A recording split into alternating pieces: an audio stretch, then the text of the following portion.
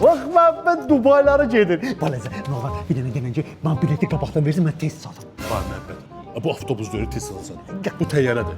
Yəni gözə görüm. Dubayda Five Palm Jumeira'da bir həftəlik istirahətiniz hazırdır. Hə, çox sağ olun. Minnətdaram. Gəlin, mən bir dənə pəncərə yanına versin, mən aşağı baxmaq xoşlayıram, ölürüm belə şeydən. Bəli, dəqiqə gözə də. Xanım, bəs transfer olacaq?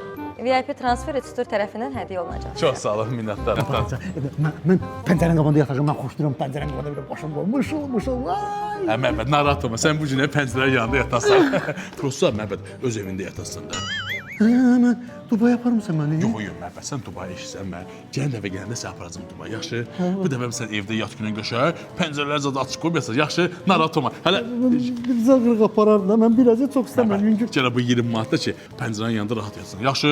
Sumkanı da apar, yerləşdir maşına, mənə kömək elə. Söz verirəm sənə, gələn dəfə aparacam elə 200 turla gedəsən promo, yaxşı? Davay, getdin. Ben Dubaya varım, ne olar balaca, ne olar börsözü, ben seni beni şeyine beni.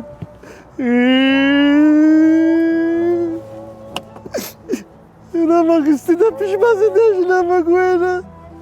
Şuna bak da koşarım burada. Ay dayı. Ay benime yaşadı.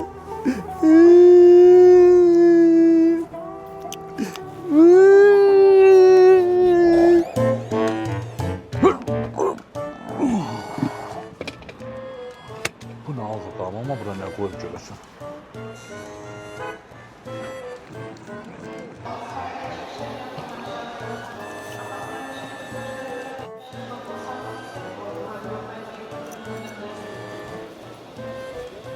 Habibi, come to Dubai.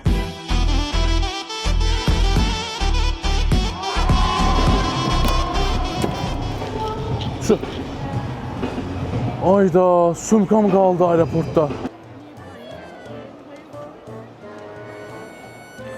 Bunu gəlin götürün, aparın itəli eşyaların yanına.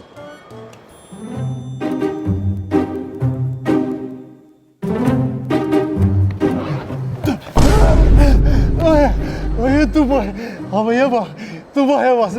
Ay çıkın, salam aleyküm. Ola helal başına sal. Nərə? Əlbi sal aşağı. Bura Bakı aeroportudur. Balaca ben Dubai yaparmadı. Bu dəqiqə təhlükəsizlik gəlib səni aparacaq. Aparacak ne de?